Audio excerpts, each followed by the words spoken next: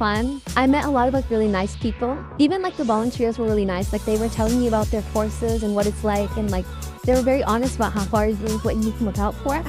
So all of that stuff really prepared me for like what I need to look out for a uni. And I also really liked that we did like a very wide range of activities. Like we did stuff about like physics and stats and math and like everything. So I found all of that really fun. The summer school was great. We learned a lot of technical things that we hadn't had the chance to learn before. So it was a very interesting and very fun experience. I mean, I made new friends. Yeah, I loved it.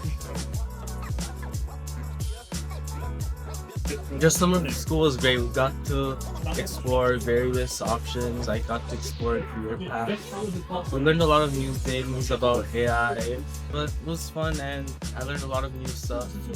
It was a unique experience. Yeah, it was a really fun experience. I didn't expect it to be actually fun. We learned like a lot of concepts about like neutrons.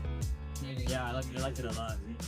So overall, I feel like this program has been very educational, and it's really made me think about what I want to do in the future and what I want to do for university. And I think I'm gonna apply for sure.